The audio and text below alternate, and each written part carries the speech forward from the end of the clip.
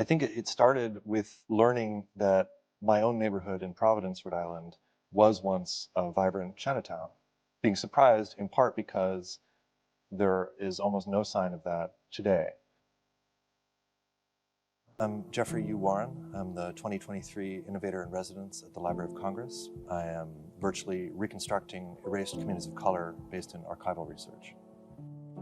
My work at the library, especially in this phase, is to do research, to find materials in the prints and photo division, in the serial newspapers, maps, things like that, and just in written records, and then weave those together into a three-dimensional, a virtual reconstruction of Providence's Chinatown, as well as other sites that I've been studying.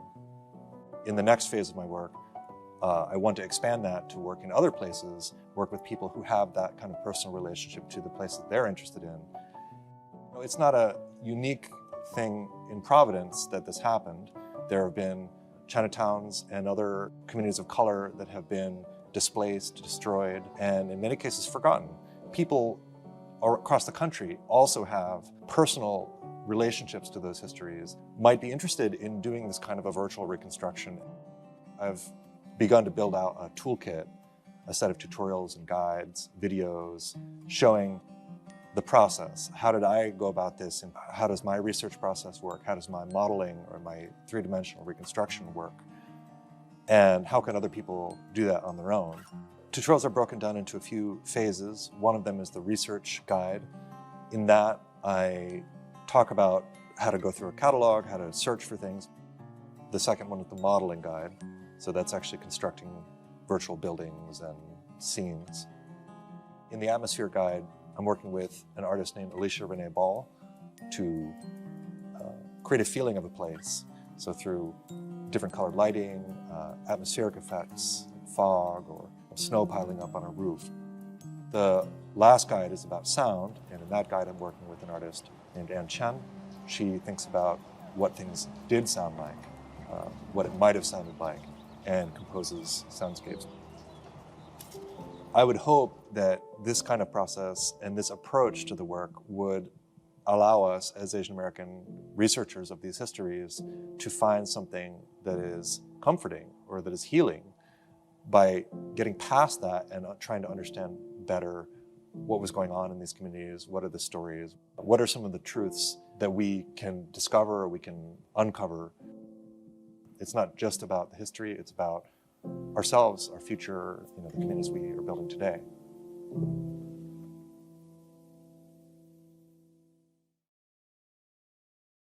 I'm Jeffrey U. Warren, Innovator in Residence at the Library of Congress, and I'm going to show you how to use lighting, textures, and effects like fog to create an emotional tone in the scenes you create. Atmosphere. If you've gone through the earlier parts of this guide, you may have a 3D model of a building or a part of a neighborhood. But in your modeling program, you might feel that the scene lacks something, that it doesn't jump out at you like a memory or a real place you could imagine yourself within. In this part of the Relational Reconstruction Toolkit, we'll be focusing on creating emotional space through lighting, weather, textures, and even movement. For this part of the guide, I've worked with Alicia Renee Ball, a multidisciplinary artist and designer, to explore how to create a sense of place and space through dynamic world building for our reconstruction models. The kinds of atmospheric effects we'll show help to create evocative moments, like in our strongest memories, the quiet of a snowstorm or the feeling of a rainy day. Lighting is the first and maybe easiest way you can give your scene some emotional tone. Think about sunrise or sunset, or other times of day which stand out in your memory, maybe an especially hot day, or even a snowstorm. Simple lighting effects can be added in the Mozilla Hub's editor, Spoke, like point lighting for lamps or light bulbs, or ambient light or sunlight. You can even animate falling snow, using a component called a particle emitter. We'll talk about this a little later. But to create more complex kinds of atmospheric effects, you'll need to use a rendering program. I used Blender, which is free and open source. For me, it's been a challenge to represent these spaces, because I've found few photographs of interiors, and even fewer of the people who lived and work here. It doesn't make sense to fill these buildings with fictional people, but neither has it felt right for them to be empty.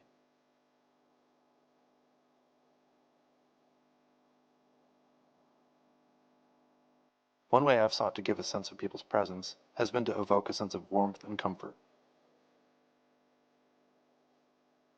Wet streets, rain and fog contrast with warm indoor lights to create a sense of shelter and enclosure.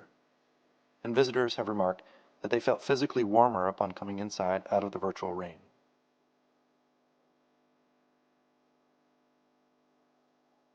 I was inspired by Alicia Renee Ball's 3D design work because of her powerful use of color, texture, and composition, in addition to her interest in history, identity, and place.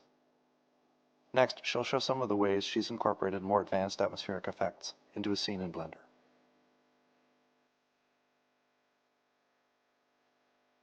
Hi, my name is Alicia, and I'm going to demonstrate how I used Blender to world build digital environments. I've chosen to use a 3D model that I created through a technique known as photogrammetry for this portion of the guide. If you would like to know more about this technique for making 3D models, please see the notes written in our guide. This model is a reconstruction of a big timber log cabin found at the historic site New Echota. Before forced removal by the U.S. government, New Echota was the capital of the Cherokee Nation in the early 19th century in the state of Georgia. This area of Georgia is the home of the Coasati, Miccosukee, Yuchi, and Cherokee indigenous peoples. I've been studying the histories of Black people who lived under enslavement in this area, and who later would be known as the Cherokee freedmen following the Civil War. Their stories are a part of the complex history of this place, and this cabin shares some similarities with what their homes may have looked like. For me, this provides a partial glimpse of how they might have lived during this era, and is a part of my journey to learn more about their lives. As you see from my model, it is already skinned with a texture from the photogrammetry process. Then I'm going to create a landscape for the log cabin to sit upon by adding a plane and using it as our ground. I wanted to add depth and dimension to the ground plane instead of leaving it flat. This will help us to create a dynamic sense of place that mimics the variety of landscapes found in the natural world. As I created height and depth on my surface plane, I made sure to examine it from all directions, tweaking it until it felt and looked just right. Next, to bring to life the digital environment I am building, I will be adding in a sky dome to naturally light up our scene. Although it was midday, clear, and sunny when I first visited New Echota to capture the footage of the log cabin for my reconstruction model, I wanted to create an environment that would evoke more emotion and a sublime sense of mystery. To do that, I decided to set my scene at sunset. Now I will pick a texture material that will best represent from memory the texture of the ground at the historical site. I am utilizing texture maps from a subscription-based service called Polygon. For your world-building exploration, you can find free textures and HDRIs to use through a simple web search. From this point on, I will be world-building through what I describe as the speculative imagine. How can I reimagine and rebuild parts of a real place that will evoke more emotion and a deeper connection to its histories? For me, as an experimental artist and designer, I do this through playing with mood. To help me build a more expansive world, I will experiment with mood building through lighting, color, and movement. To do this, I have imported additional models into the scene to better flesh out the environment. The 3D models I'm currently using, I have downloaded from Polygon. Again, for your world building reconstructions, you can find a plethora of free CAD resources online. Pick the models that will best speak to the world you are building and reconstructing. So as you can see, I imported a few tree stumps, a chopped log, and a living tree. These items are in dialogue with one another, showcasing the various stages of life, death, and transition through the use of natural resources to sustain a modern world. From living trees to chopped tree stumps in transition to a log cabin. Creating a narrative or working poetically in the digital environments you build also adds to the dynamism and emotion of place and space. To create more spatial depth in the scene, I have imported a horizontal image of barren trees with a transparent background to serve as our backdrop. This imagery of barren trees creates a sense of coldness in our built digital environment because it reminds us of the transition between seasons, from summer to fall and from winter to spring. Now I want to explore how the use of moving light particles can add an ethereal, dreamly, and otherworldly aspect to our environment. I will explore this concept through creating an animation of sauntering fireflies that will dance, float, and flutter throughout the scene. We will create these dancing fireflies through the use of a particle system in Blender. We will use our ground plane as the source that will generate the tiny orbs of light, and then we will animate it through the use of a physics system called voids. Particle emitters can also be used to create rain or snow in a scene. If you want to know more about how to create a particle system like we did in Blender, please see the notes in our written guide. We decided to use the void system to simulate the flight and the flutter of the fireflies, whose blooming light will add further ambience to the scene. The void system generates a natural flight trajectory for our fireflies.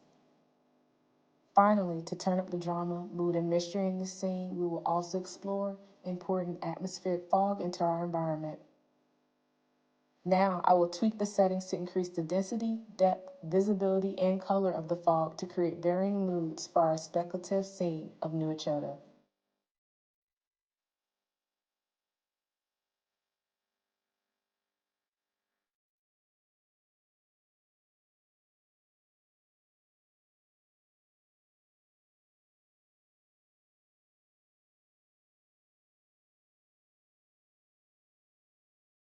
In my art practice, I enjoy infusing cosmic drama into the worlds that I build, and I do this mostly through overlaying and merging of colors. This creates a hazy environment of floating auras that coat our sky and changes the dynamic of the scene, depending on the density level of the fog. Here's the end result of my speculative play, and another way you can create emotional space in the world-building development of your relational reconstructions. Thank you. That wraps up this tutorial. For more information, you can see the written guide online.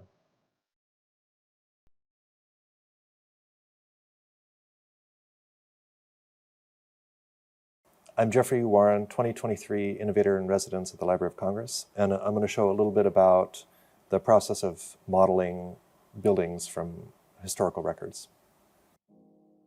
In my work virtually reconstructing Providence Chinatown, I've shared videos like this one, which is the first moment I had enough buildings rebuilt that it really felt like a neighborhood. The process of creating a model like this is involved, but the basic steps aren't so hard and are similar for each building. This part of the Relational Reconstruction Guide will focus on how to begin 3D modeling using archival records. Let's look at some of the techniques I've used. But keep in mind, the best way to learn is together, and I'll be hosting workshops on these techniques in the spring and summer of 2023.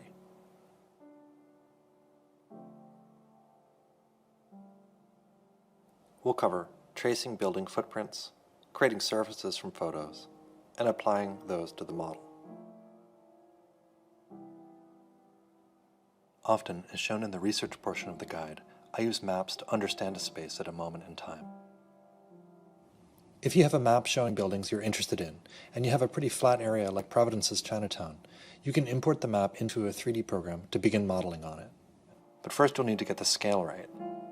Many maps, including Sanborn insurance maps at the Library of Congress, have a scale reference. If you don't have such a scale reference, you could try measuring a big building in the real world, or you could try measuring streets. But think about how streets may have widened or narrowed over the years, and how sidewalks and curbs change. Some neighborhoods aren't on flat ground, of course. I won't go in depth on terrain here, but if your site is on a hillside, or for example a river valley, you can approximate the terrain by tracing contours and then draping a surface over them. More rural Chinatowns and ethnic enclaves were sometimes on steep ground, which is harder to build on and less accessible, but this also enabled them to be more protected and enclosed. Once you have your map scaled and oriented, you can trace the footprints of buildings on its surface and pull them up from the map to create a very rough model of the neighborhood. If you know building heights, you can adjust those as well.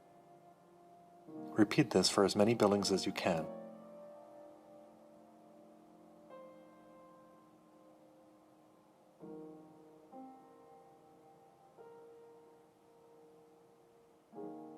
Now, although things are probably strange colors, you have a very rough idea of how different buildings were organized in 3D space.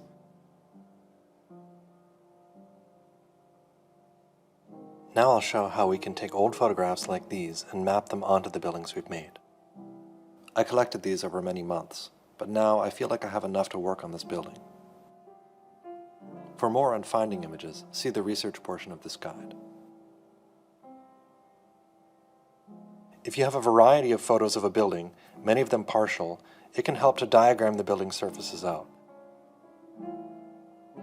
We choose as front-facing a photo as we can at the highest resolution available and trace the edge of the building surface.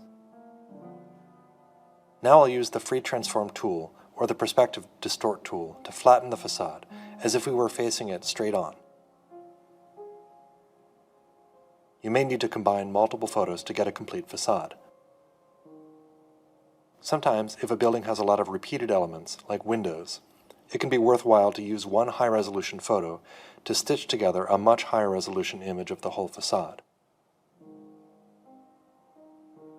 This can start to become more speculative, however, if there are details like the staircases and balconies in this example photo, where you aren't completely sure of the original appearance.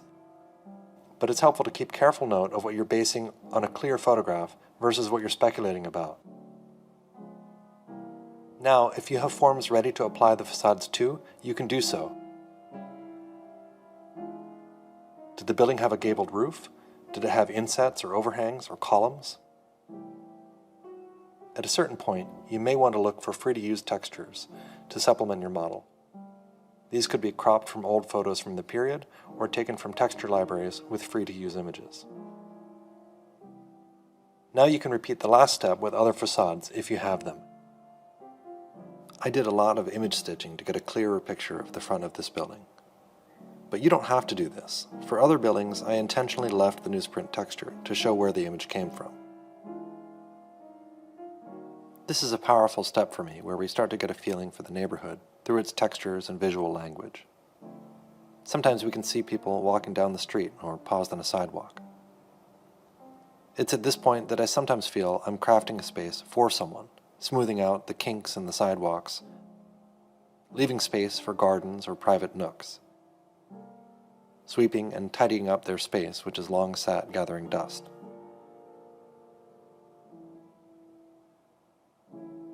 At this point, you may want to begin making your buildings into separate groups within the model. It will help you organize your work and will be more difficult to do later.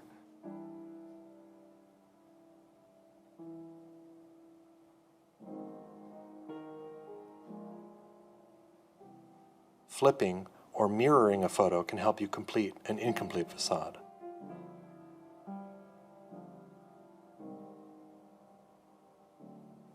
It can be hard to know how tall to make a building, but you can use reference photos to estimate those heights in comparison to nearby buildings. Try comparing different angles to photographs of the place to see if you can see things match up.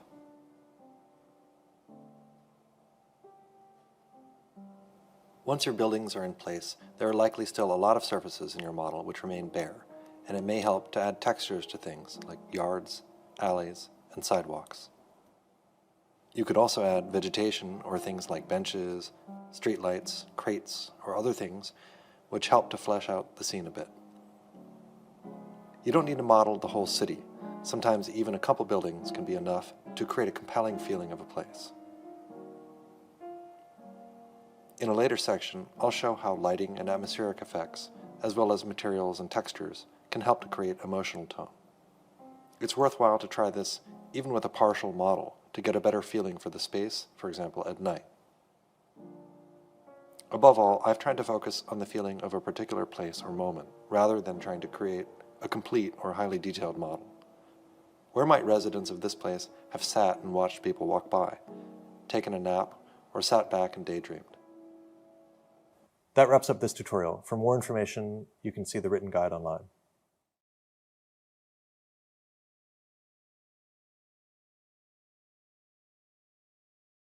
I'm Jeffrey U. Warren, Innovator in Residence at the Library of Congress, and I'm going to show you the research portion of the Relational Reconstruction Toolkit.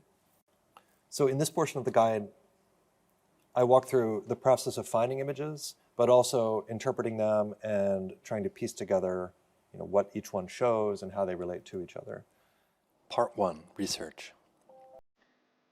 This is a guide to finding and gathering clues to places which have been erased. Neighborhoods and communities who were not included in archives during their time, and whose traces we can find mostly through the in-between glimpses, the cracks and gaps, the unsaid and the hidden away. Most of what we find through this process is not the real story. It's the selective forgetting, overwriting, and reshaping of histories, despite which we will try to see people, their spaces, and the things they cared about. It's the first part of an evolving guide to relational reconstruction, a set of practices for creating an immersive, virtual, or 3D reconstruction of an erased neighborhood, such as the one I've begun to craft in the Seeing Providence Chinatown project, about the neighborhood which existed on Empire Street in Providence, Rhode Island, until December 1914.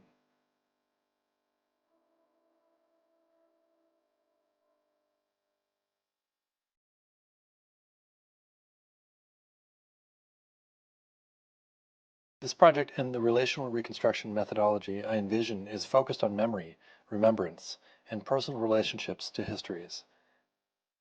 It's not a work of history or formal archiving, but a way for us to reckon with the past and its meanings to us today and in the future in personal terms. Think of this as a journey through these materials which you can chart with love, perhaps guiding your community around the hazards and pitfalls of the archival lens, to be close with, to share space with, histories and spaces which we often must glimpse through the cracks. It's a meditation, the searching, handling these artifacts with tenderness, not picking them apart like meat from a bone or gems from the soil, gathering them together with gentle hands, healing yourself as you glimpse them, giving them recognition and rest.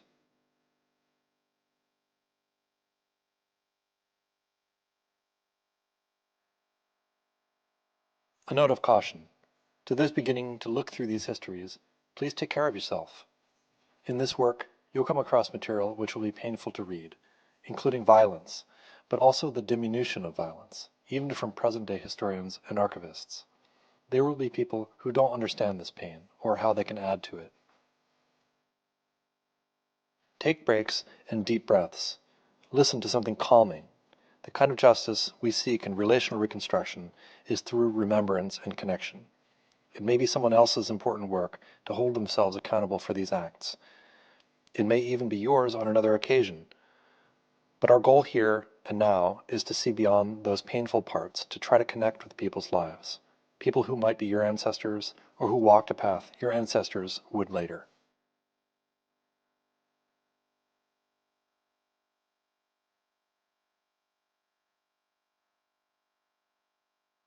Searching for images. First, if you can, visit the place as it is today.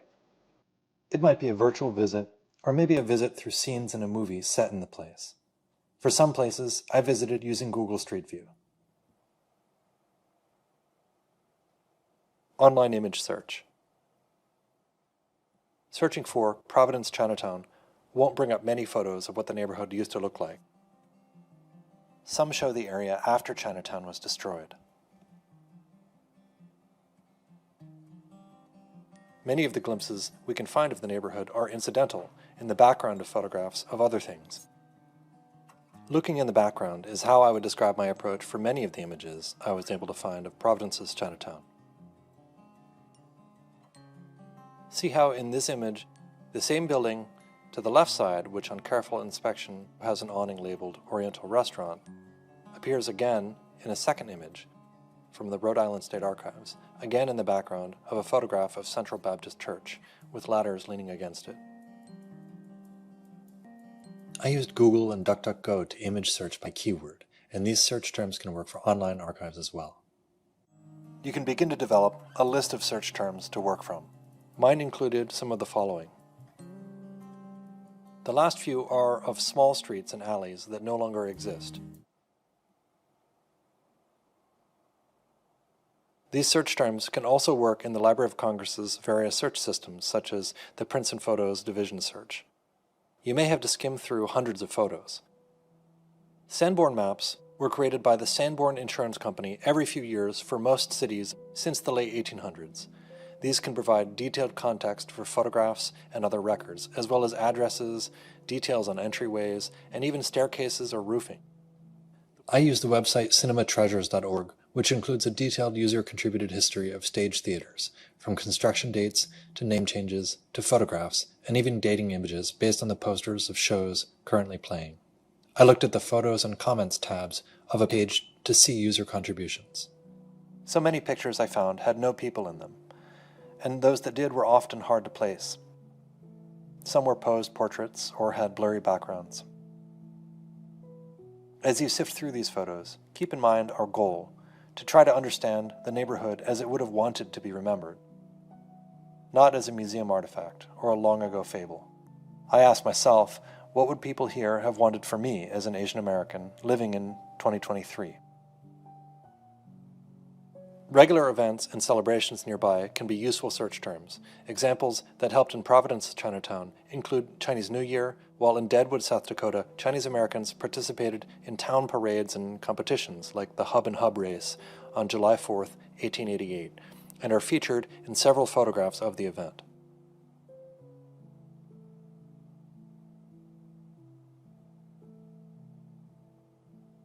Newspapers were, for me, the heaviest part of the research process.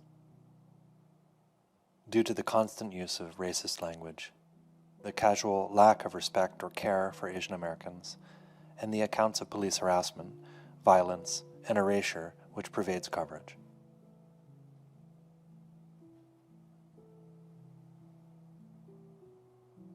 But there was a lot of information in these archives, and I felt a responsibility to sift through them to find what I could. This sometimes meant searching every article of every issue of a newspaper for days or weeks following a major event. I've been very interested in how early Chinese American and Asian American newspapers covered lives of people in their own communities, and have found a number of resources for in-community newspapers, which you can find in the bibliography. Personal, family, and community collections are, of course, the most likely to include items which can give us insight into the lives of people in otherwise erased historic communities of color.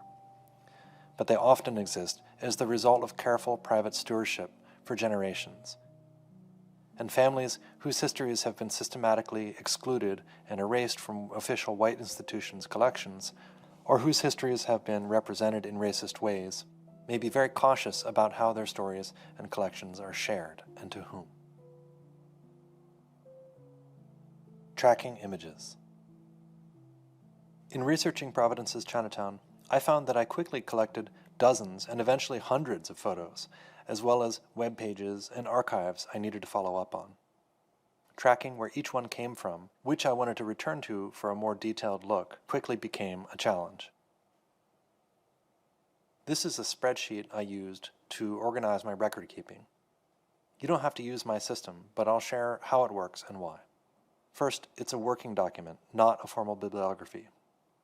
In it, I note buildings by construction or destruction dates, addresses, and include notes and links. Using these tracking spreadsheets can surface important connections.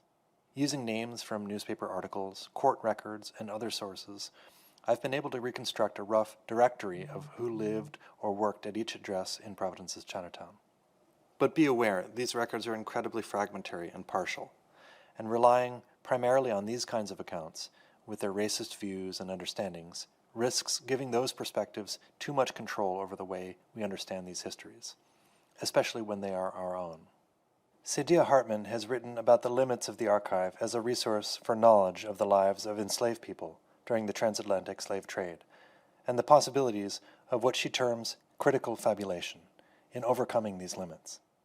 Jamel Bowie writes about the limitations of ledgers and numerically based analysis based in the bureaucracy of enslavement, and what it cannot tell us.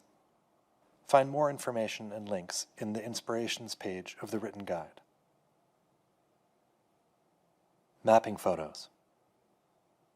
As you collect more and more photos, you'll need to keep track of what each photograph represents spatially.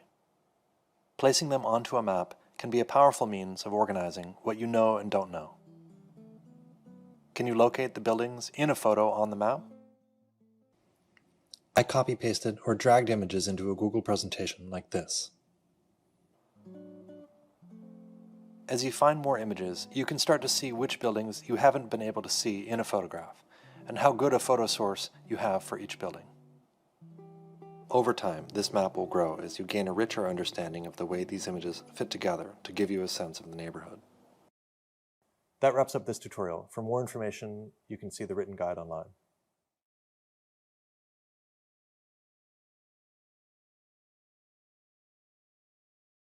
I'm Jeffrey Warren, Innovator in Residence at the Library of Congress, and I'm going to show you how to use sound in your relational reconstruction model. Part 4, Sound. For this part of the guide, I worked with artist and friend Ann Chen. So far, we focused on gathering, editing, and reconstructing these spaces using visual imagery from archives, personal sources, or the internet. Adding sound to your reconstruction can be a powerful method to augment a visitor's experience of your space and also reconnect with memories and histories.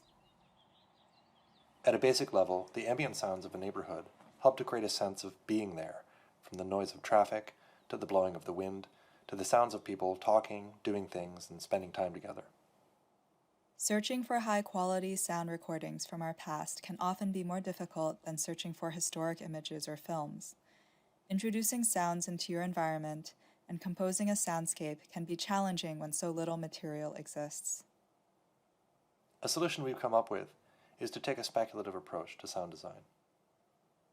When the audio recordings you need do not exist, how do we rely on other sources, memory, texts, descriptions, visuals, oral histories, to recreate the soundscape of a place in the past?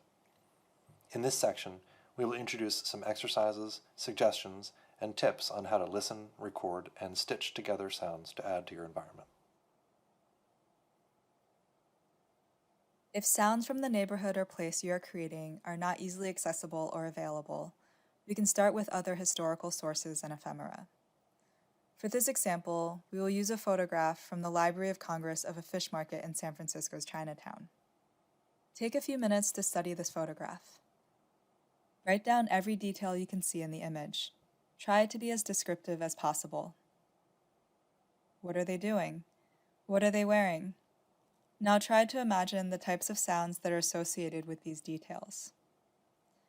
In this photograph, we can see a young man in a wide-brimmed hat holding a basket, looking down at a piece of fish on the table. The fishmonger standing next to him is looking at him in mid-chop. It looks like they're in the middle of a conversation. What sorts of sounds can you imagine hearing in a fish market? Are any of these sounds something you can recreate yourself? Could you try chopping a fish or rattling a metal bucket on a wooden floor? Are there keywords that you can use to find these sounds in public archives, like this recording of chickens? Let's focus on other clues in this photo. It's on a street. What does a busy street sound like in a shopping district? Do we know what languages are spoken in this neighborhood? Can we go out to record these specific sounds? Once you've gathered a list of sound descriptions, now comes the fun part. Let's go sound gathering. If visiting the site you are reconstructing is possible, we recommend going there and listening to the present-day sounds, even if they've changed. Try visiting at different times of the day, different times of the week, and even if you can, different times of the year. For this example, I visited the site of Burrell Street Chinatown in Providence and recorded some environmental sounds. This is a clip of what it sounds like today.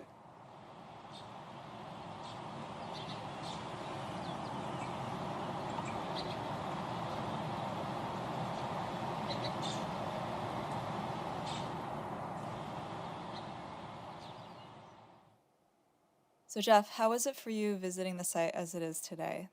What kind of thoughts were running through your head?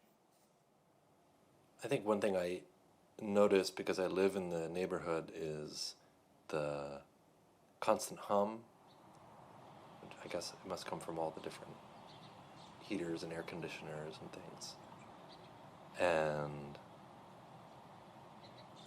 on top of that, Empire Street, it's a pretty big street now, so almost no matter when you go, there will be some traffic, and it's not moving very slowly. But I did notice there were some birds, there were some small trees. Surprising, even in the middle of March, it's pretty cold, and I can hear myself breathing in this cold air. And there's some kind of like motor going over by the big building over there. So then I was thinking, well, the road, it's much bigger. It's a asphalt road. And then I thought, would there be a road nearby that's closer to what it would have been like? So next I went over just a couple blocks towards the jewelry district, and I stopped when I heard a lot more birds. I mean, there's some bushes, small trees, some vines, and they were really making a lot of fuss. And there was a dog bark. There was, just signs of more like residential life.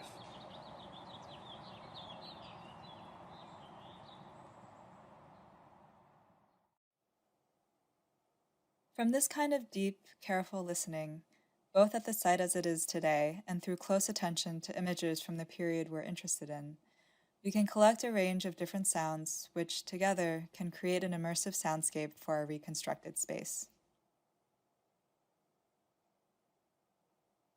Spatialized sound in Mozilla hubs. After you collect sounds, you can place them within a reconstructed scene. Much of the reconstruction work so far in Seeing Lost Enclaves has been in the virtual online platform called Mozilla Hubs. We used Mozilla Hubs to host not only 3D models and visual media, but embedded sounds located within the virtual environment. These sound files are spatialized, meaning that they are louder the closer you are to them. If you wear stereo headphones, you can hear a sound to your left side or right. This allows us to localize sounds in creative ways. For example, in the reconstruction of Providence's Chinatown in 1914, I hid different sounds around the scene, such as the sound of rain hitting the street. I placed these sounds outdoors or behind walls, and when you went inside, they seemed to get quieter. In reality, they were just placed away from buildings, but the effect was such that visitors felt sheltered from the rain once they stepped indoors. Whether we're composing a single sound file as the soundtrack of a video, or placing different recordings around a 3D scene, all the sounds combine to create a sense of place. Now let's put it all together and see how it sounds.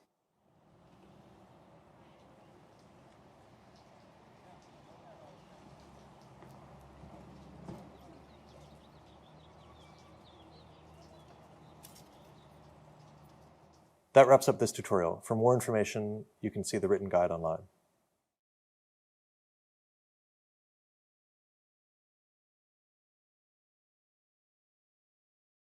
Okay, and so with that, it's my honor to represent the 2023-2024 Innovator in Residence, Jeffrey Warren. He is an artist, an educator, whose artistic practice investigates how people build identity and strength through their interactions and artifacts and histories, and the ways that objects can tell stories that people can be part of in the present. So if you're attending this and you've had the privilege of collaborating with Jeff in the past, or learning from him or experiencing his work, you'll know then that he exemplifies care. Care as an artist, care in all things, but especially in his practice, caring for the stories of Asian Americans today and those that came before. Teaching workshops on the possibilities of what someone can do with a single photograph of an ancestor. Learning how to build a hanok by hand or recreate his mother's memory of a snowy day in Seoul. I encourage you to check out his Instagram account at Unterbahn for a portfolio of examples of his larger memory craft. This is just a piece of a lot of the things that he's doing with his prolific practice. So in this particular case of relational reconstruction of lost enclaves, like the one you're going to see today, this is a project that is about caring and the extreme careful work that it takes to spend hours and hours as a Korean American, as an artist, looking through white-centered archives for news clippings, for business listings, for the corner of a building at the edge of a photograph to illustrate a once vibrant Chinatown like the one from Providence where Jeff currently lives. So to persist and piece these parts of an archive together and then give them back to a community as an embodied experience of care goes beyond and sometimes in spite of what an archive can do.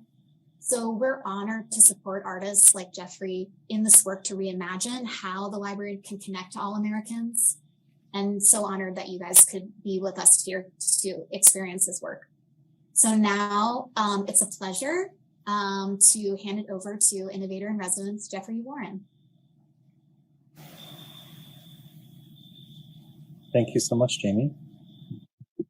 I'm going to share my screen, and that means I won't be able to see folks' comments, but we'll be circling back during the Q&A portion. So let me know if anything comes up more immediately than that. All right. I wanted to share a little bit about myself and how I got into this project to start with. It, in a sense, started way back in 2018 when I was walking around where I live in Providence and came across a plaque from a project at Brown, the Rhode Island Chinese History Project by Angela Fang, Julianne Fontana, John Eng Wong, and Bob Lee and others. They had really done a huge amount of archival research into Providence's Chinatown, which I learned right there existed in the neighborhood and really on the block that I live on. And it's, it was a surprise to me, as it is to many people, that there was a Chinatown there. And they were able to find just these 3 pictures of what it had looked like. A couple of them on the right side, not very good fidelity, hard to really make out too much what we're seeing. But even the 3rd bigger picture, I really felt challenged to know what I was even looking at, like what direction I was facing, anything like that. And so I really began to get drawn into this history through these photos. And I began to be kind of super interested in finding more pictures. One of the very first things that I did as I was starting to get into this work was to take that picture, and I eventually did figure out what direction it was looking. And I just did this really crude Photoshop to just try to see what it would have looked like, overlaid onto a street today. And as months and even years went on, I started to really deeply familiarize myself with all the little details and features of this neighborhood, both before and after it was destroyed in 1914. And to start to pick out, like, the front of this billboard is the back of that billboard, or this this interestingly shaped window matches that one, to sort of place these images both historically, but also in my own mind. And I began to, be able to sort of picture the buildings in the neighborhood as I walked around these blocks today. And I began to wonder, if there were enough photos to create a kind of a model, to be able to experience sort of walking down the street. And I was really intensely curious, not only what it had looked like, but what it might have felt like to be there. And I kind of did this quick proof of concept. And I was encouraged, and I began really collecting images more rigorously, tracing where each photo was taken, what year it was from, and just trying to get as much information about this this little neighborhood as possible. And began to get other glimpses of these streets and these buildings, and very occasionally of people. And along the way, I was very privileged to meet John Engwang, who was one of the original team that worked on this and has been a scholar of this community and its histories for decades.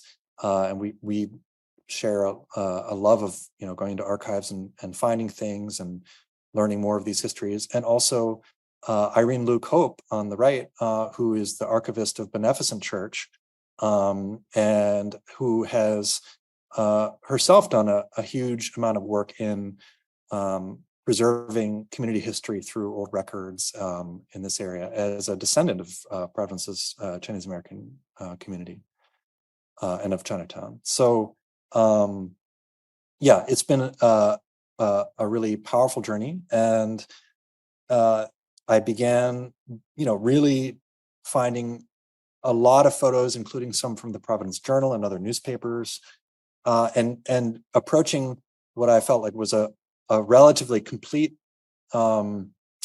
collection of all the different buildings in the neighborhood, and piecing them together into a model in a process that I began to call relational reconstruction. And I've made it a goal to try to provide a space of connection with these histories, not so much like a diorama or a trip to a fascinating place, but really more, knowing what it's like to be Asian American on these streets today, more of an interest in knowing more deeply a little bit of what it might have been like for a member of this community, which began so many of the stories we're part of today. That meant that although much of the imagery I found was very disturbing and racist, the job I've set for myself was to try to reconnect with these histories as Asian Americans, and to do so experientially and even creatively. But yeah, I'm going to switch over to this model, and bear with me for a moment.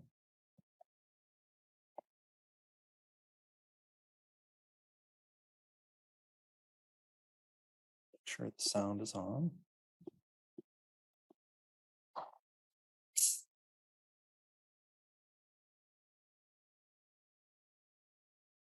Can you all hear that? Not yet. Oh, let me press that other button that we found.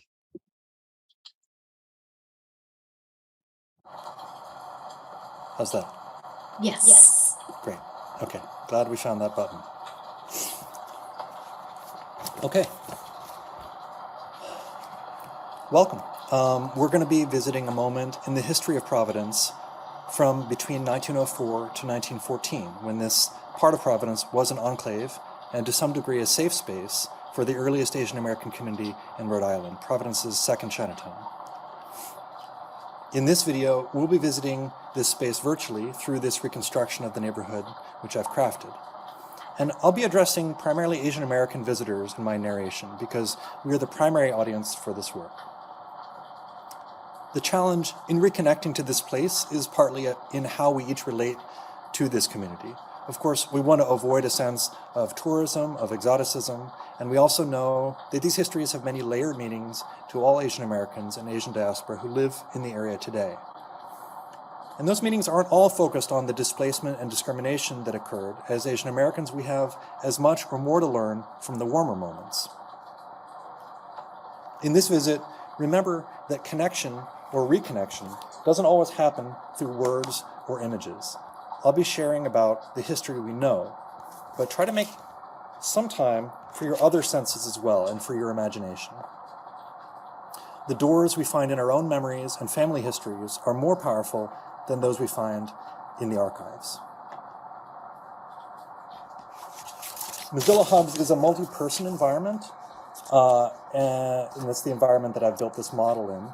And although attendees will be viewing through my eyes, as you can see, rather than navigating the space yourselves, a few collaborators and previous workshop participants have joined within the space today and will be accompanying us for the visit. You may see them within the environment as bird avatars.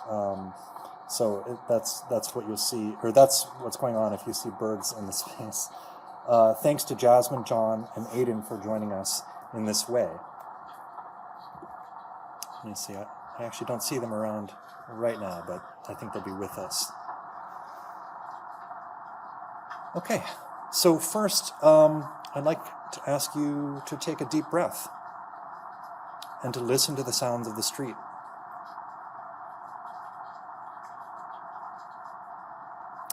Think about the sounds that might have been the same 120 years ago.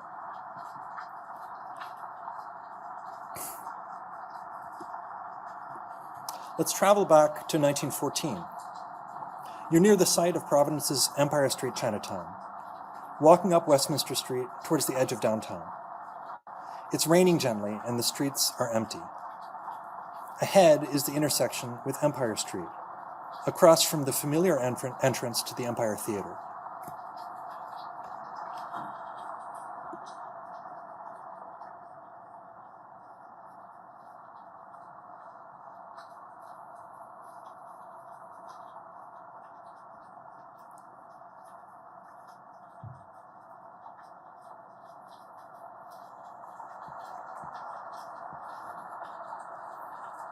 Turning the corner, the street is far smaller than it is in 2023, and it's a mix of dirt and round stones under your feet.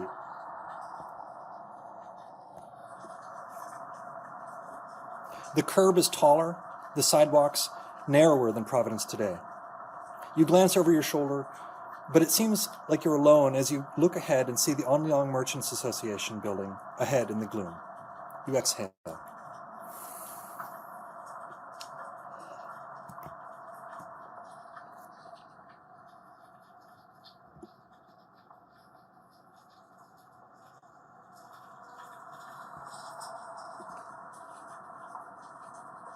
The distant sound of a trolley clangs as you approach the warm glow of the grocery store front you know so well.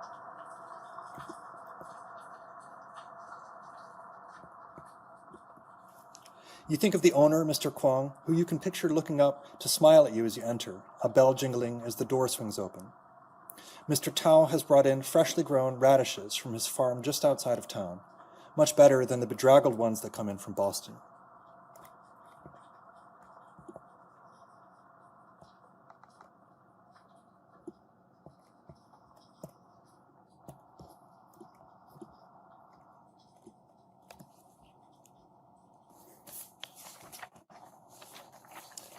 Next door, you can smell the food wafting out from the doorway, maybe the smell of crisping hot oil or simmering soup, the murmur of voices.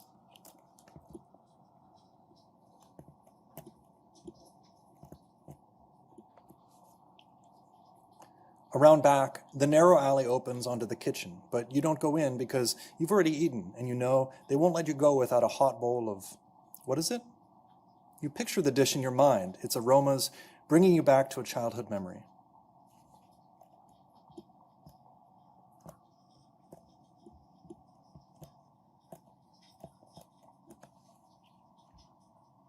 You duck back out into the rain for a moment to cross over to the looming 3-story building where the Onlyong headquarters is.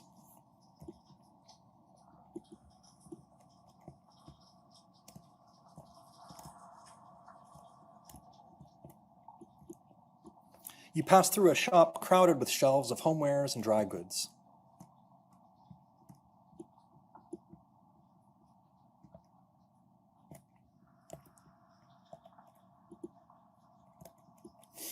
You climb briskly up the narrow stairs to the 3rd floor, where your room overlooks the street. Slipping off your shoes, you approach the window.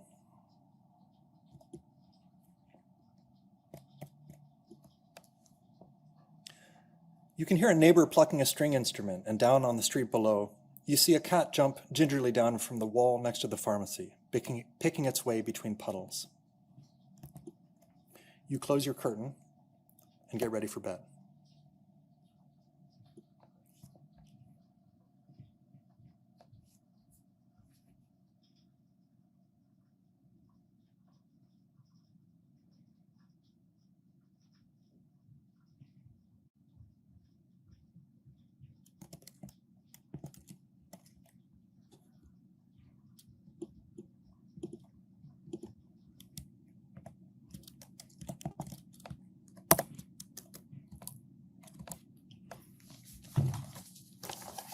So I wanted to talk a little bit about what we saw during the visit, but outside of the immersive context of Chinatown.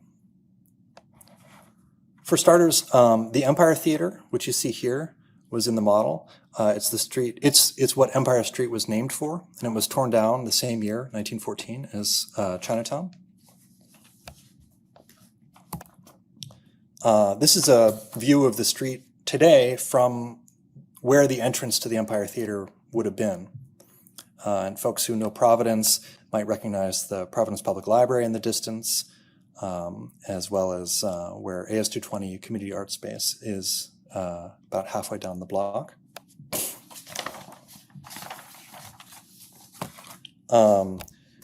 Here's the same angle in the model in the environment that you were just in. And you can see there's a kind of a collage quality of the photos that make up the buildings. Some of them are, a few of them are contemporary photos, but most of them are from a mix of different time periods. And I want to know, I mentioned this, the sort of the second Providence Chinatown. In some ways, it's a continuation of the first, which was on Burrell Street, about a half block behind us from this view. Each of the buildings was made up of real images of the neighborhood, but some of them, the fidelity of the images was so poor that I occasionally would do this kind of stitching together of pieces to make up a facade. So in this case, this is the Anliang Merchants Association building, where I had a really good picture of the side of the building, but not of the front. And so I was able to use pieces of the side to kind of rebuild the front in order to bring it to life a little bit more crisply. And you may have noticed a number of the buildings, like the grocery, pharmacy, and restaurant that we went into first, had a halftone pattern. And that's because those buildings are only visible in photographs published in the newspaper, the Providence Journal. So in a lot of cases, I left the halftone pattern there, partly to show the kind of erasure that's represented visually in the environment. But also I felt that the texturing, it didn't really significantly prevent us from experiencing it as a space. And so I was sort of selective in which buildings I chose to bring to a higher resolution. Another thing that's true is that there's very few pictures of people. I think that's because the photographers were mostly white and didn't have a relationship with, or at least not a good relationship with, members of the community. There are some portraits and family photos that Irene Luke-Hope has stewarded at the Beneficent Archives. But for the most part, these are the kinds of glimpses we might get of the interiors. And some of these pictures inspired the narration that you heard, like the scenes from a kitchen or a restaurant. These were probably on Burrell Street, half a block away, these photographs from the Providence Journal.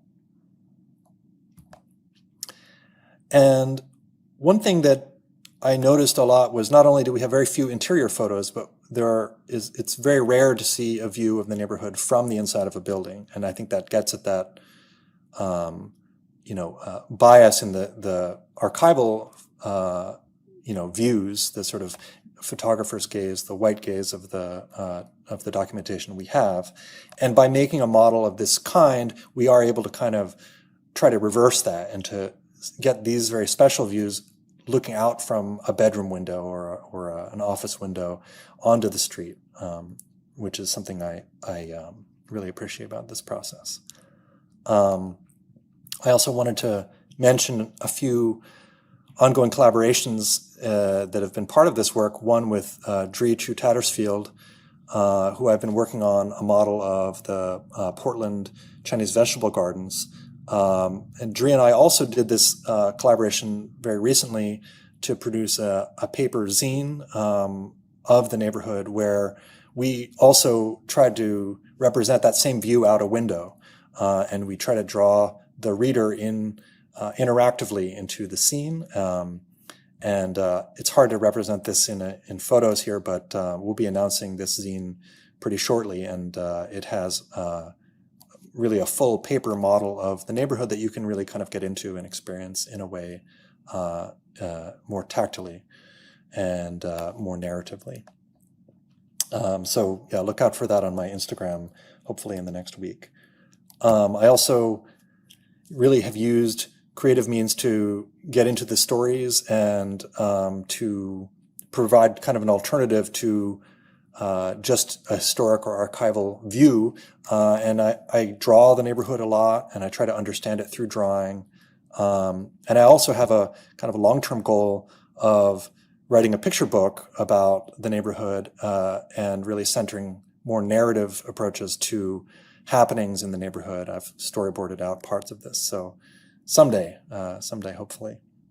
I also wanted to note that after many, many months of design and planning and collaboration with collaborators Vic and Vuti, we recently did a community memory event on the site of Providence's Chinatown, where it was designed around the kind of feeling of a street food environment, where we served hot food from the Chin families, Charlie Chin and Chanel Chin, who are descendants of Providence's Chinatown, from their restaurant Asia Grill in Lincoln.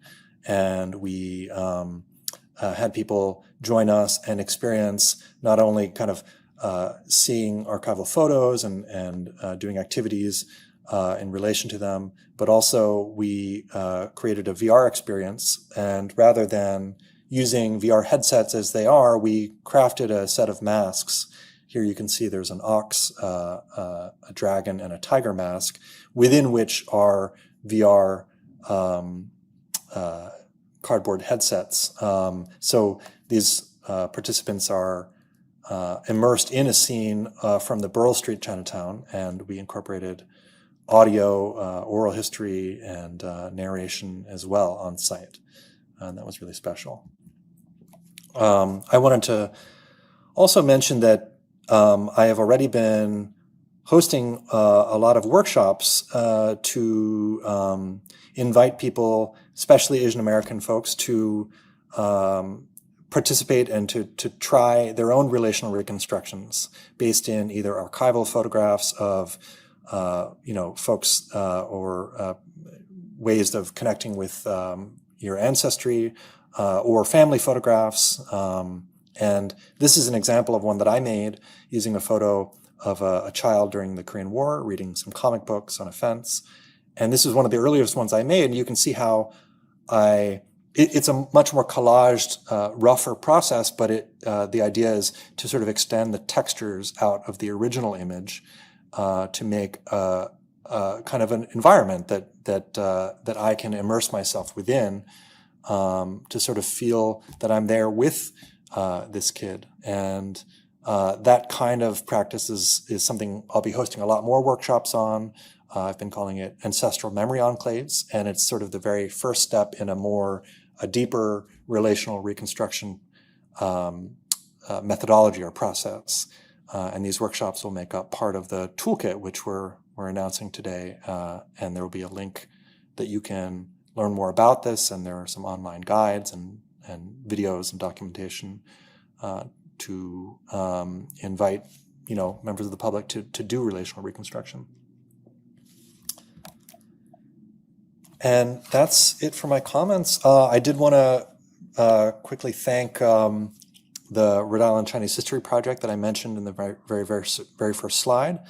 Organizations like AS220, the Providence Public Library, Movement Education Outdoors, the City of Providence's Arts, Culture, and Tourism Department, descendants of Providence's Chinatown who I've been able to work with in this project, and other organizations who have been helping and supporting this work. And of course, the Library of Congress and the Innovator in Residence program. And I also just wanted to shout out and thank my collaborators, Vic, Vuti, Dri, who you saw in the earlier slides, but also Alicia Renee Ball, Ann Chen, Aidan Choi, and others. And finally, to folks like Linda Sue Park and Sadia Hartman, who have really theorized and prototyped these powerful ideas of speculative history and critical fabulation, in the case of Sadia Hartman, in the face of partial and sometimes traumatic archival history. So I'm going to stop sharing my screen, and I think we're going to go to some Q&A. Is that right?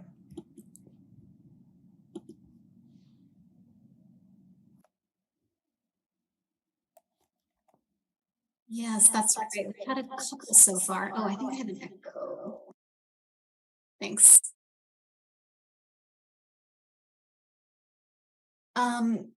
So there's just a couple of general questions that we got first to start out before some of the specific questions that are in the chat. Oh, sorry, I'm sorry. Okay, so we will start with the ones in the chat. So the first one we got was from Kari, Herbie Lentz, and they are asking what software was used to build the model. And also, is there a public version available? And an attendee named Birkin put in a link to Hubs, which is correct, but I didn't know if you wanted to say any more about that to Kari's question. Sure, and I think, oh yeah, that's the other thing I wanted to do is show the toolkit itself. I forgot to actually, I have that open in a tab. So maybe that's a good opportunity to do that. I'll just share my screen again real quickly.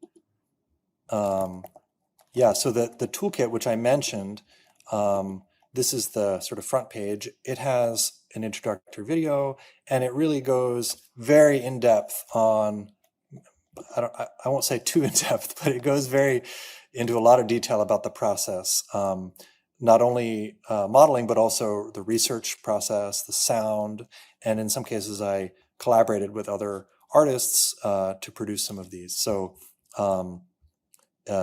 I'll just briefly show mapping, the mapping process and how maps play a role in the work. There's also the modeling portion, getting at the question, where I actually use SketchUp a lot to produce initial models. It's a very easy to use program, and then I move things into Mozilla Hubs. I'll use Blender a little bit, which is open source and free to use. But there, I do think you can really use the software of your choice, as long as it can produce the file format that Mozilla Hubs will read. But yeah, the documented process I used SketchUp, and then you can sort of see how I use images within there, and then at some point I bring it all into Mozilla Hubs, and then I add lighting and things like that. I will just briefly show a couple shots from, there's a chapter or a section in this toolkit on atmosphere, and I worked with Alicia Renee Ball, who's an amazing artist, and Alicia shows really step-by-step how she has used Blender and a lot of the lighting tools and sort of environmental techniques like fog and all kinds of stuff to create emotional tone and depth in the models. And that's been a big inspiration for me in my work. And then also there's a section which I did in collaboration with Ann Chen, an artist who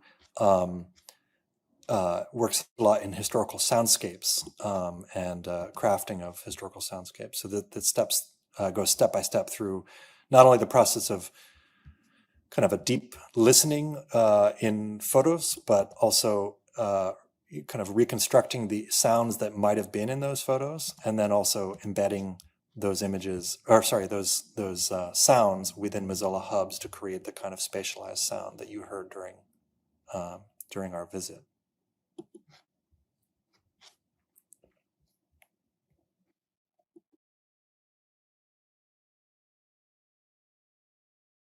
And there was a question from Kari, just to follow up, about whether the relational reconstruction environmental hubs that you showed is publicly available. Yeah. The environments will be, I think, quite shortly. We're trying to figure out the best way to share them. I think they are actually online already, but yeah, very shortly we will. And the other thing is we'll have videos of this, something very close to the visit that you just had, as well as one to the Portland Chinese vegetable gardens that I did in collaboration with Drichu Tattersfield. And for updates and when those are posted, you can follow us at the experiments page that has been linked a couple times, as well as I'll be sharing it out on my Instagram as well.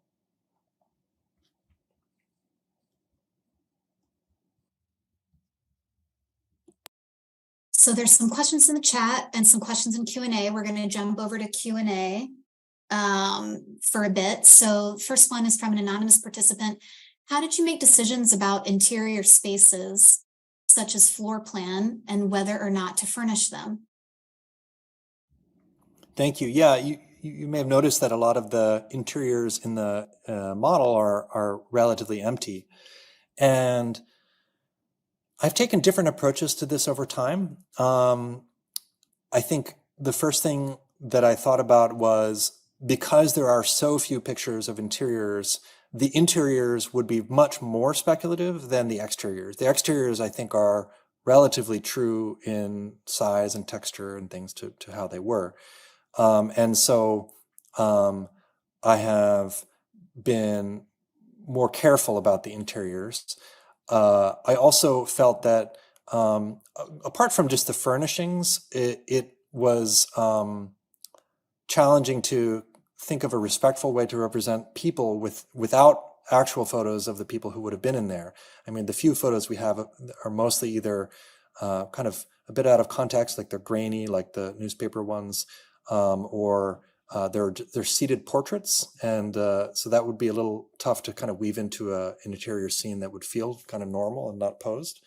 So there are challenges like that. I tried to represent the presence of people through the warmth of the spaces, through lighting, kind of referring, getting at some of the work I've done with Alicia. And then finally, I've also hosted workshops where I've invited mostly Asian American workshop participants to look to their own family histories that may have parallels or connection to these histories, in order to speculatively imagine what the interiors were like. And we have had workshops where people, I remember one person grew up working in a family restaurant and reconstructing the inside of the restaurant as a speculative interior that felt, true to the spirit of the space, even if it, wasn't based on a photograph of that specific interior. Or someone else who created an environment around an altar scene from a family photo of themselves at the age of, I think, 11 or 12, with their aunt at an ancestral altar.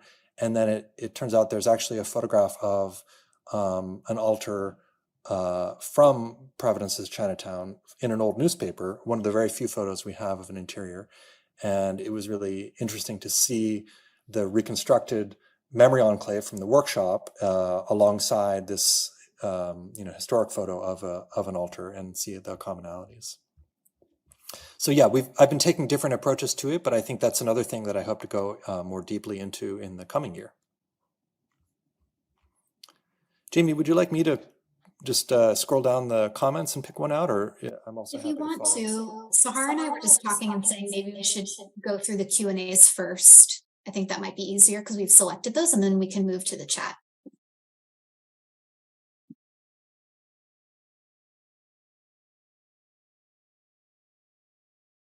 And you are muted. Good, I get to try again. All right, I just opened up the Q&A. Thank you. So Dr. Shao from the Library of Congress's Asian Division asked about what cities will be kind of like in the plan, I think, coming up in the coming year. So I mentioned briefly Portland's Chinese Vegetable Gardens, which is, I think, a really interesting one that Dri-Chu Tattersfield has led, and I've been collaborating on. And that's an interesting one because it's technically within the limits of the city of Portland, but it really is almost a rural scene. It's a farm that is in what is now West Portland. That's one that you will be able to see very shortly as we share some videos and documentation around. But I also am looking forward to visiting a few other sites. I'm interested in places like Riverside, California, where there was both Chinatown and also an early Korean American community called Pachapa Camp in, I want to say, around 1907 or 1908, if I remember right. And places like Terrace in Utah, where folks have, been remembering histories of a whole town that's now gone, but there are still artifacts and places sort of to the northwest of Great Salt Lake, I think. So places like that I'm interested in. And I've also been collecting and trying to organize just a huge amount of photographs and records from the Library of Congress. And I've been organizing them by region. And that's shared in, it's linked to from the research portion of the guide that we looked at. Yeah, and thank you for the question.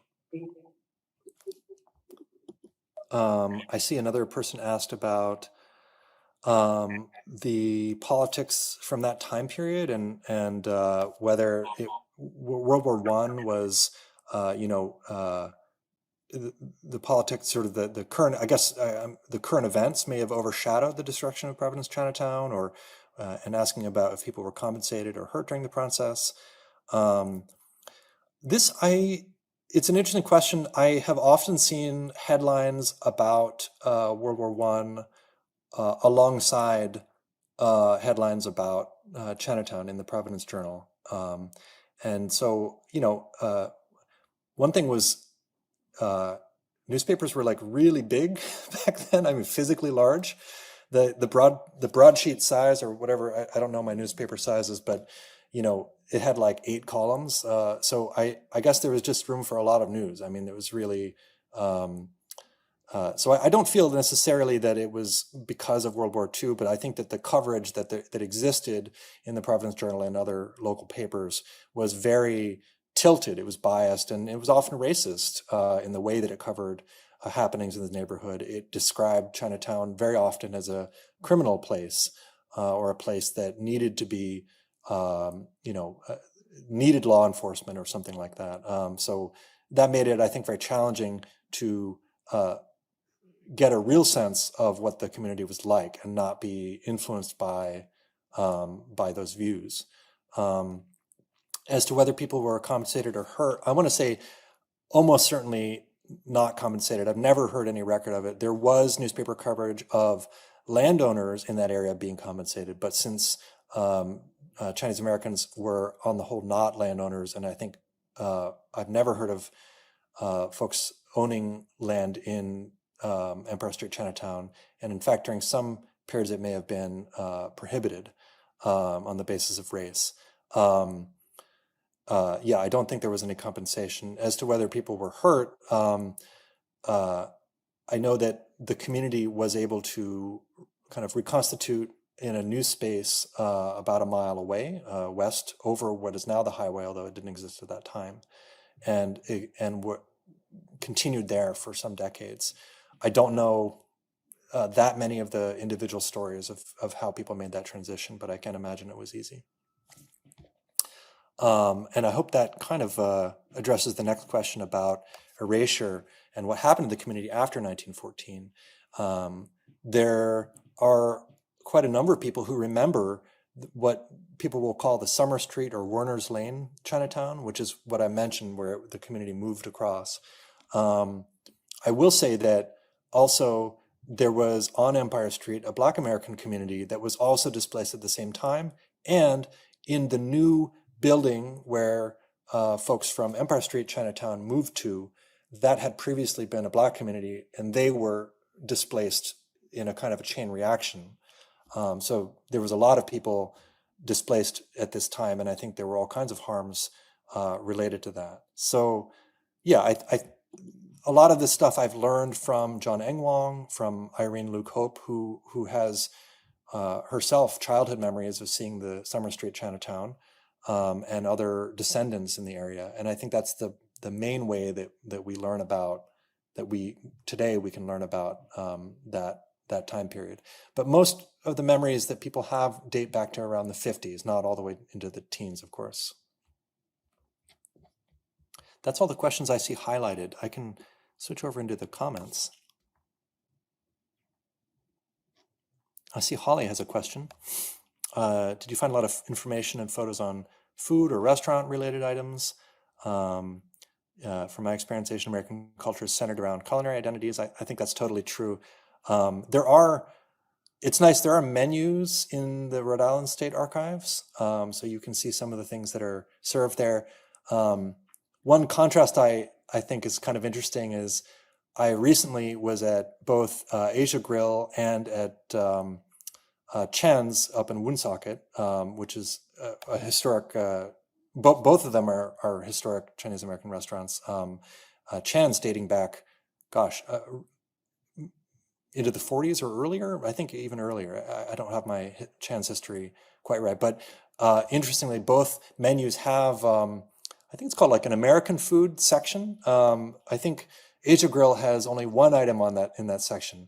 And that's interesting to me because when I spoke with Irene Luke Hope about her memories growing up working in Luke's, the famous, locally famous Chinese restaurant downtown, she said they had two separate kitchens, one for Chinese food and one for American food, as they described it at the time.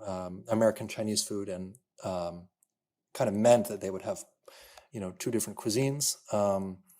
And what they called American food was sort of steaks and things, I guess, white American food, and then Chinese American food was served from the other kitchen. And there was really two full menus at that time. And sort of see today's menus that still have kind of a little hint of that left over is kind of interesting. But yeah, we would see also advertisements in the newspapers.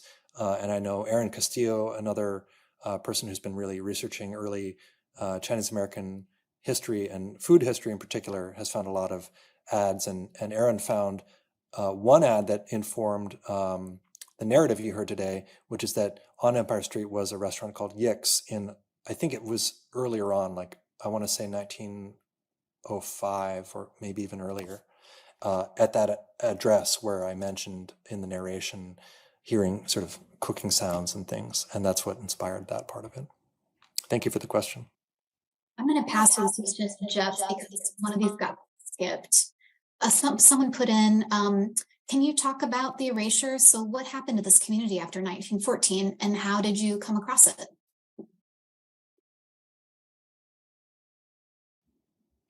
Thanks for unmuting me.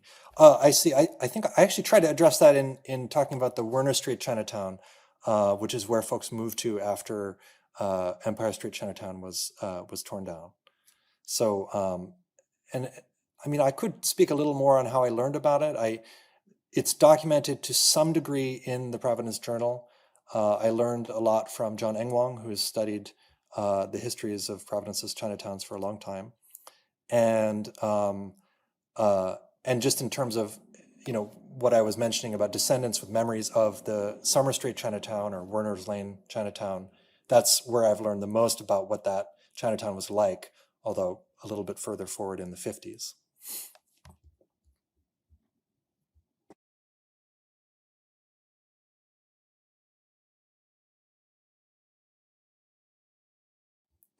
You want me to, sorry, you have it. Okay. Sorry, maybe I can just scroll ahead a little bit and pick out a few pictures here, or questions here. Is there a reason why it's rainy and dark in the rendering? Yeah, I have made a daytime rendering, and I also like it. I think I have a dream of someday making like a blizzard or a snow day rendering. But the weather and the lighting, for me, are part of developing a sense of place and an emotional connection with places. So I try to think of them as warm, inviting places that it's nice to get inside out of the rain. And in some of the visits that I have hosted where people have gone into the neighborhood in Mozilla hubs, folks have even said that they felt like warmer stepping off the street into a building because of some of the atmospheric effects. But yeah, it's not the only way that I represent the neighborhood. It's just one that I happen to like and I think is a pretty evocative one. But it's a very good question. The Portland Chinese vegetable gardens model is a daytime model, and it comes with a lot of challenges because you can see further. You have to fill a lot more space. It's also it's not a narrow alley, that particular community, and so you have to model a lot more. And yeah, and in that model, I was telling Jamie earlier, we've tried to put in something like 20,000 plants, which is its own whole project, and it creates some chaos in the model. But if you're going to model a farm on a hillside surrounded by a forest, then you have to dig into it quite a bit. And yeah, it's we're relying a lot on, I think, essentially video game technologies here, and luckily they're up to probably a lot more than I'm pushing the envelope in the models that I've made. Although occasionally it will sort of skip and have trouble with things if I add like too many lights or something like that. But yeah, thank you. Let me see. I see people are pointing out there are a lot of other interesting places where there are Chinatowns, and yeah, it's been. Maybe I can link to the page where I compiled up. Well, I'll see if I can pull that later. But yeah, there's a big spreadsheet where I have compiled a lot of resources from the Library of Congress about different Chinatowns around the U.S. and as well as some resources outside the Library of Congress. And yeah, I'm always interested to learn about new places where there have been not just Chinatowns, but other early Asian American communities and other communities of color that it would be interesting to do this work in. Yeah, and I'll say also, oh yeah, I see someone mentions the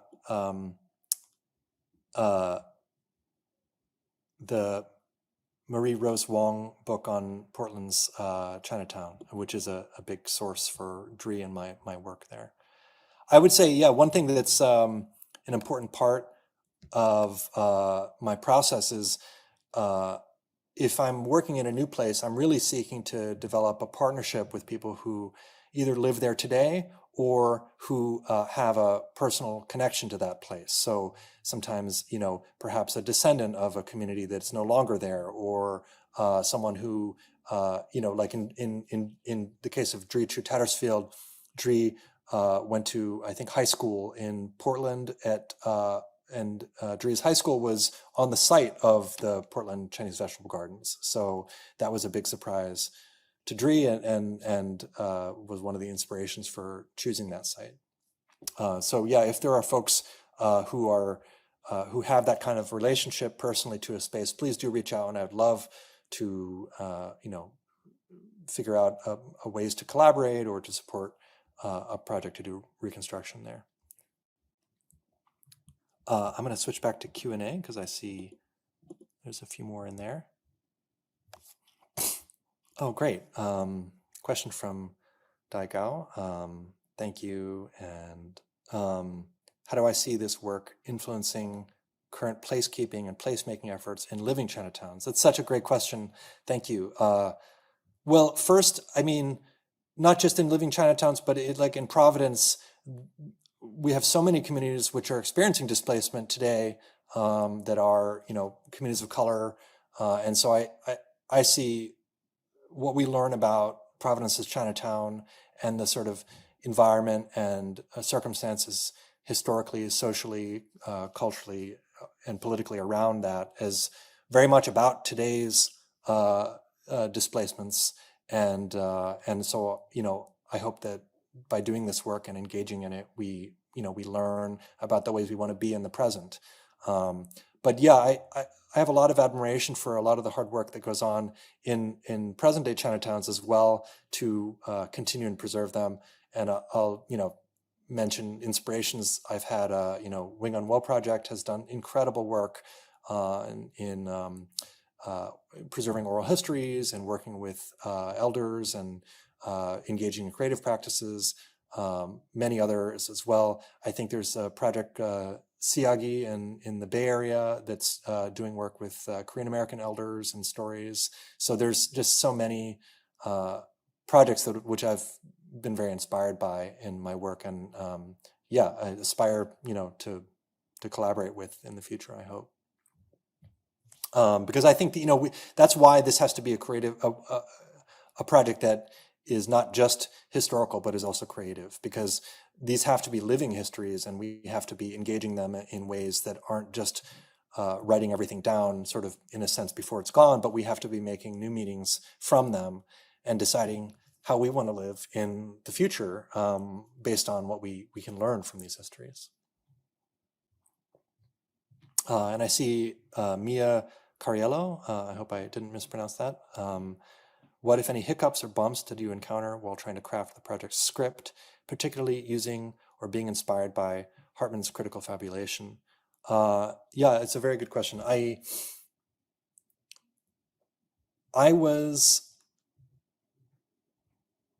So you may have noticed that I stopped at one point and I didn't fill in the blank on what exactly was the food that you might have recognized. Because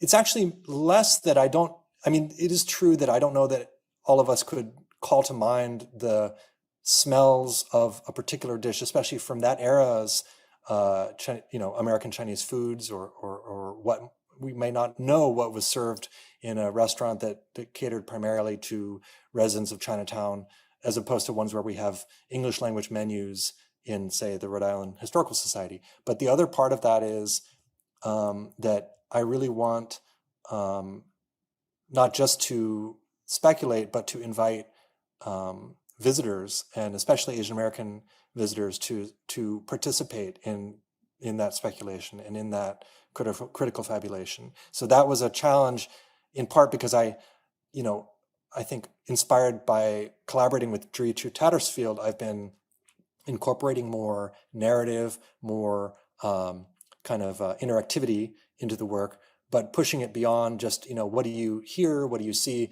but to really anchor that experience in a very specific memory in the listener's mind. And that's tapping into a connection to history and to ancestry that's going to be different in different people's minds, and is something that I can't even necessarily evoke specifically for someone. So that was, I think, a really interesting challenge, and I hope an interesting moment in the narration. But yeah, I mean, in general, I can only aspire to do work that is, as deep and thoughtful as Saidiya Hartman's, and I'm constantly looking to her example and her as an inspiration. So thank you for the question.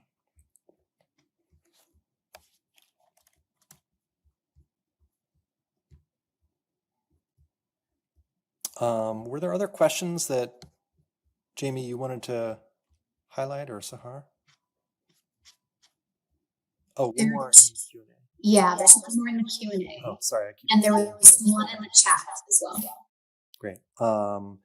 Anonymous participant asks, in terms of the built environment, has this ongoing research and creating the various models helped you to see major similarities or major differences among Chinatowns?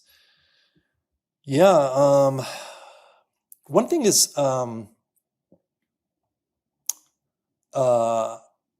people sometimes note that the buildings of Providence's Chinatown aren't architecturally recognizable as a Chinatown. And I mean, I have different feelings about that. And to me, in a sense, it doesn't matter. I mean, like, these are the buildings as they were. They were, we can guess that they were precious and familiar and important. No matter how they looked, and that's what the streets looked like. So I think that's one way to understand it. Another is, I think there's a complicated history of how different Chinatowns that have created kind of architectural interventions have done so to renegotiate their place in a broader city, to present themselves as a destination, a tourist destination in some cases. And there's some pretty interesting histories you can read about some of the big Chinatowns and how that was approached. And in many cases, it was done at a time where it was in order to prevent violence against these communities, to sort of choose to be seen as a destination rather than as a target, in a sense. So that's part of it. And then there are many other history. I mean, it didn't happen the same way in all different places. And so I think, yeah, it's an interesting thing to dig into, like how that's worked in different places. But in Providence's Chinatown, for the most part, there weren't that many sort of architectural changes to buildings. And that's also related to the fact that in Providence, nobody owned the buildings, as far as I know, as I mentioned. And so they didn't have the permission to make those big changes. Whereas in bigger Chinatowns, and also a little bit later in history, more often, folks did own buildings or were legally allowed to own buildings by a certain date. And then we're able to make those sort of big changes and to shape the neighborhood at an architectural scale or at an urban planning scale.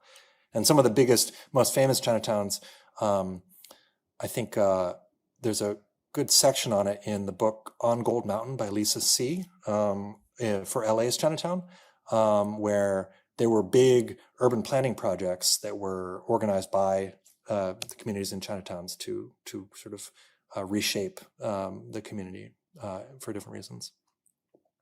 But thank you for the question. And then I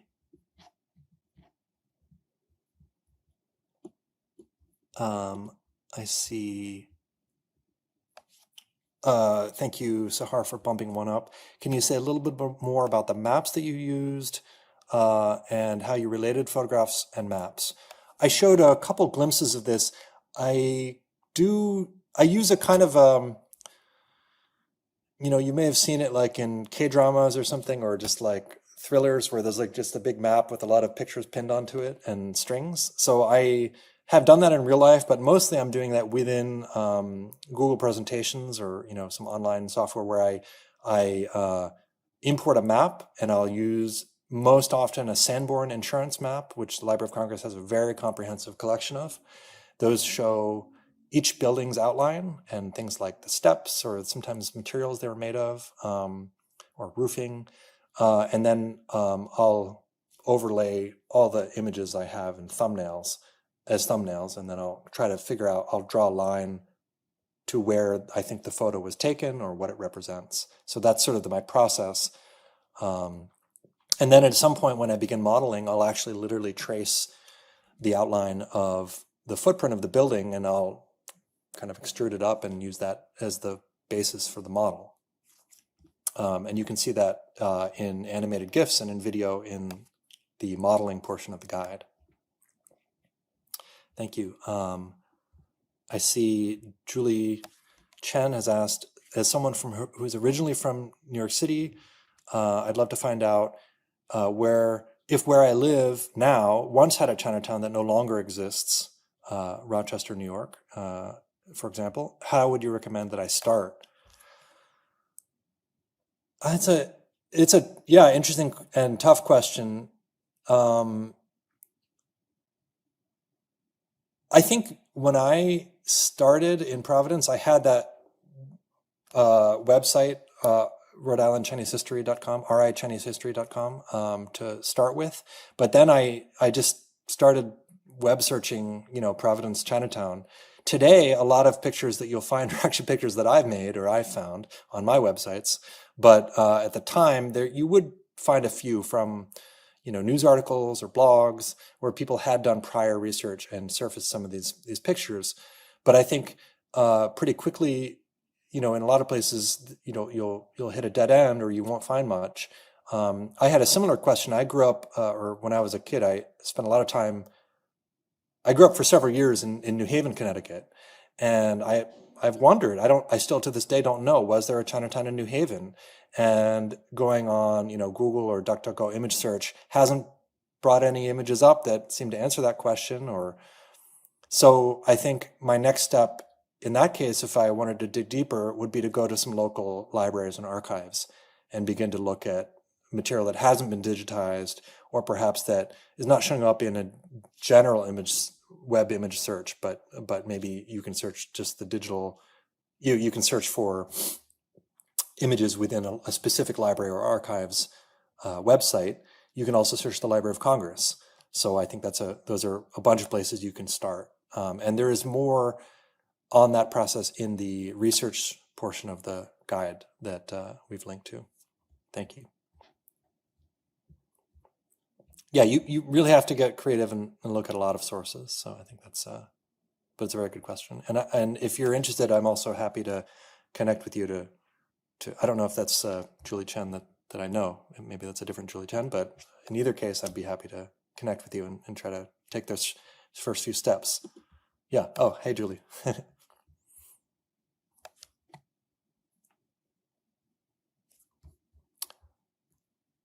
Thank you. Are there any others? I can reopen Q&A again. I don't see anything in there. And one other, Sadia Hartman, just to get at the question someone asked about, which was the Sadia Hartman piece that I mentioned. Another one that's really incredible that gets at specifically critical fabulation and speculative work around partial and traumatic archives is Wayward Lives, Beautiful Experiments, which I'm currently in the middle of.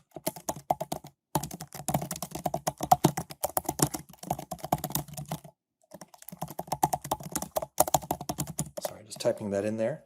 And it's incredible. So I strongly recommend that one too. All right. Well, thank you all so much for all your questions. I really appreciate them. And I hope to hear from you all again.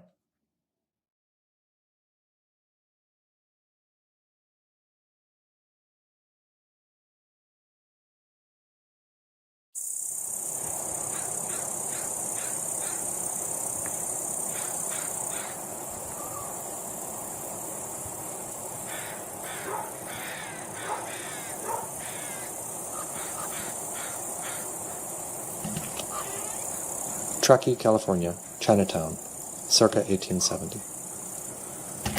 In 1870, more than a quarter of the population of Truckee was Chinese American, and a bustling Chinatown included 11 groceries, as well as tea shops, doctors' offices, gardens, and a bathhouse. Truckee's Chinatowns were subject to racist treatment and were burnt down repeatedly until 1886, when most Chinese Americans left. Some relocated to Oroville and other areas, where they found relative safety and prosperity. Today, descendants of the Feng Li family business in Truckee continue to trace their history back over 140 generations, and still remember their years in Truckee and the home they were able to make there.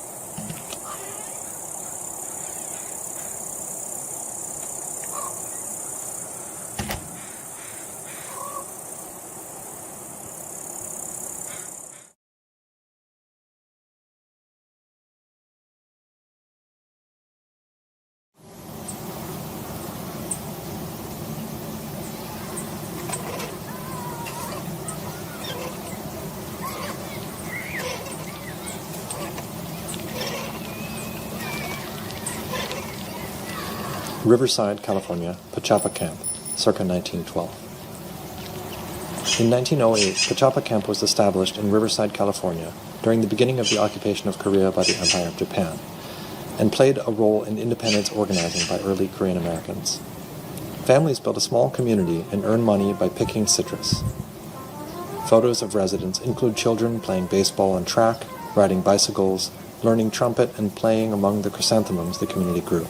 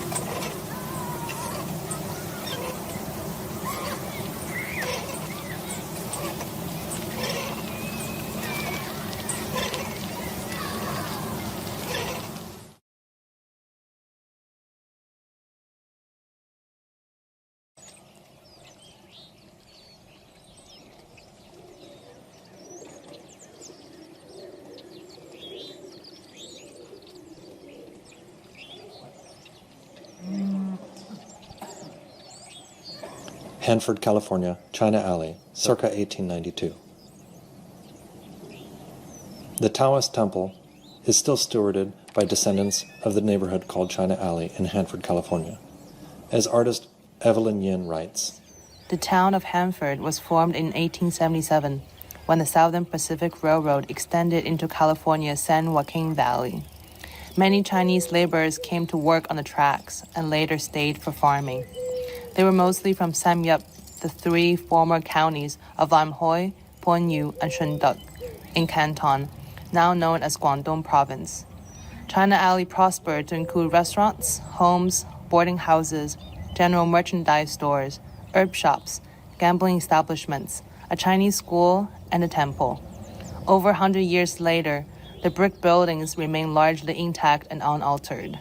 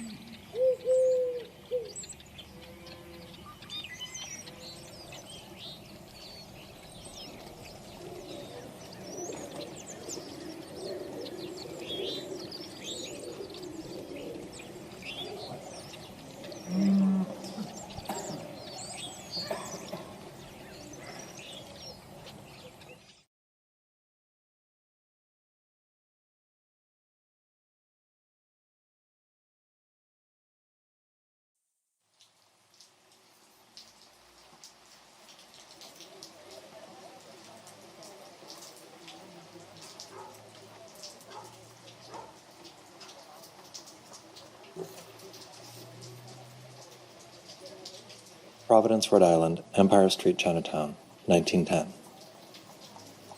Providence had a vibrant Chinese American neighborhood on both Burrell Street and Empire Street.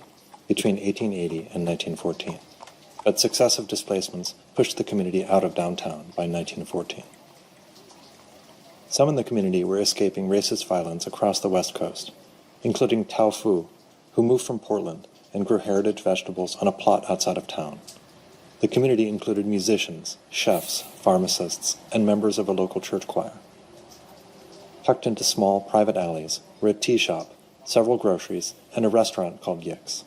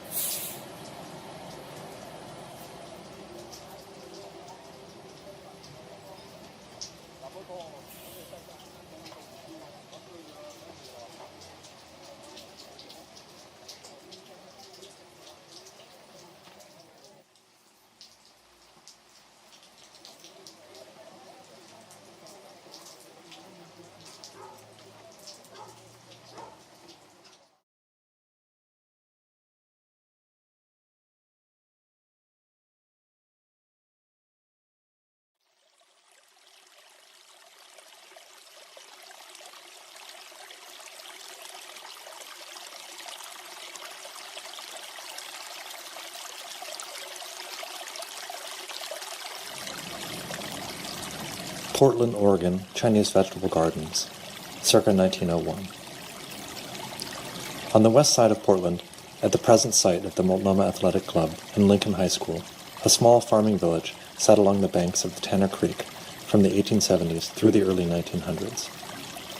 Today it is covered by many feet of infill, but by 1900, dozens of small buildings clustered on the hill overlooking the creek, where you could see crops growing in lush fields on the steep hillsides, and clothes hung out to dry.